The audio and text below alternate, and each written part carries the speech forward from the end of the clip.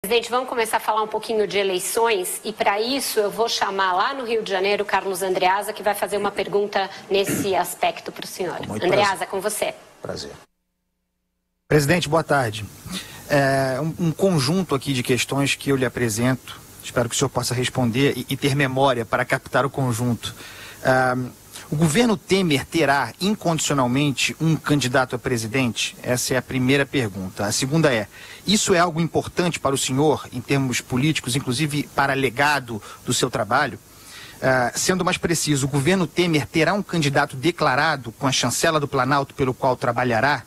Em caso positivo, continuo, esse candidato terá de ser obrigatoriamente do MDB?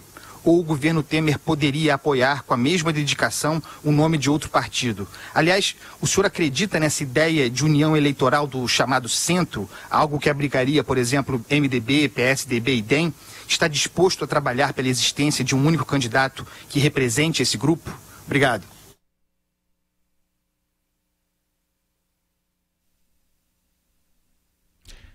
Tivemos um pequeno problema, sinal, perdemos o contato com Brasília. Vamos retomar dentro de mais alguns instantes essa entrevista exclusiva, né, com o presidente Michel Temer, concedendo essa entrevista aqui ao programa 3 em 1 com a nossa Vera Magalhães, direto lá de Brasília. Vamos ver o que aconteceu.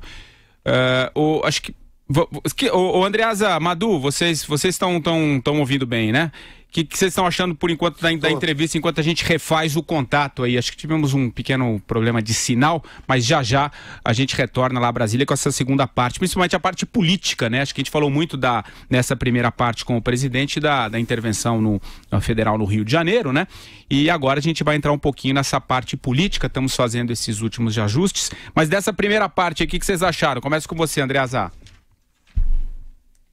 Em primeiro lugar, né, quando ele falou sobre a queda do Segovia e a ascensão do Galouro, muito impressionante, isso está na ordem do dia, em todos os setores da vida pública, a influência de sindicatos, né, que ele chama de associações. Todas as nomeações, inclusive a do Segovia, passaram, e o presidente disse isso, passaram por pressões de grupos de pressão. É impressionante. A queda do Segovia também decorre de reclamações internas de grupo de pressão desses sindicatos internos das corporações. E agora vejam, derrubaram o Segovia, porque é disso que se trata. Podemos discutir aqui, já discutimos os méritos dessa queda, os motivos dessa queda.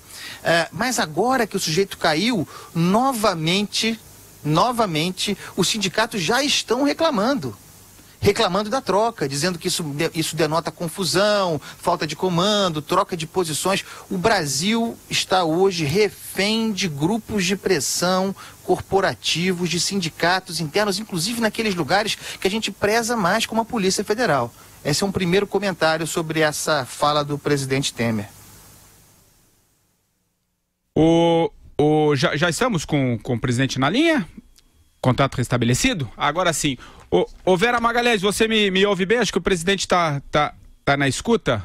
Já a gente faz esse último ajuste, mas eu já vejo os dois na tela. A gente retoma, portanto, essa segunda parte, né, da entrevista do 3 em 1 com o presidente Michel Temer. Rapidamente a sua análise, Madu, dessa primeira parte. Vai lá. Eu estou achando bastante interessante, e um ponto que eu gostaria de salientar é o comprometimento, ainda que tardio, né, do presidente Temer com a reforma da Previdência, né? Ele ainda falou que continua na agenda do governo, né? Essa é a esperança, a expectativa de operar essa reforma, e mais uma vez ele mostrou a importância e a necessidade dessa reforma. A conferir. Vamos lá. Será que a Vera já está com o áudio lá em Brasília? A política são as circunstâncias do momento, né? E até me dizem, a sua vida foi feita em circunstâncias do momento, quando secretário, quando deputado federal, quando presidente da Câmara, etc., como vice-presidente, presidente, circunstâncias do momento. Eu não nego circunstâncias que possam determinar esta ou aquela conduta, mas eu não sou candidato ali. Se eu passar a história como alguém que conseguiu fazer boas reformas no país, conseguiu equilibrar o Brasil, eu me dou plenamente satisfeito. Eu não quero... Aliás, essa coisa da impopularidade, né? Alguém dizia, Se bem que hoje aumentou. Você sabe que eu recebi um índice hoje? Qual foi? Foi um índice de São Paulo, que me dá 15% de popularidade. Foi o do Paraná Pesquisas, é isso? Acho que Paraná Pesquisa, é isso mesmo, não sei bem de onde veio. Mas, enfim, não é a popularidade que está em pauta. O que está em pauta é o Brasil. E quem quer se preocupar com o Brasil não pode se preocupar necessariamente com a popularidade, porque a popularidade vem depois. Quando você tem gestos populistas, que é diferente da popularidade, daí você ganha, né? Você ganha a prestígio imediatamente. Eu nunca me preocupei com isso. Eu me preocupei com uma popularidade que virá pelo reconhecimento e não pelo efeito, digamos assim, demagógico, né? Presidente, e em relação ao seu ministro da Fazenda, Henrique Meirelles, ele se pôs a campo de maneira mais aberta aí nas últimas semanas, dizendo que pode vir a ser candidato.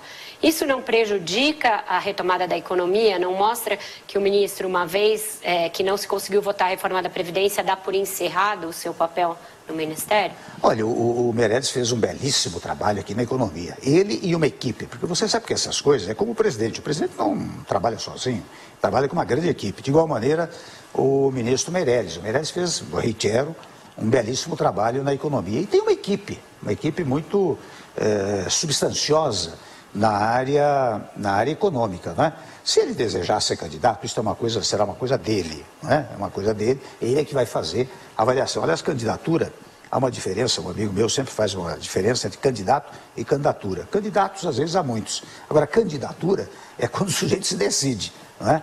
Se o Meirelles se decidir, eu acho que nós teremos a possibilidade de escolha de alguém que dê sequência a esse trabalho, não tenho dúvida disso.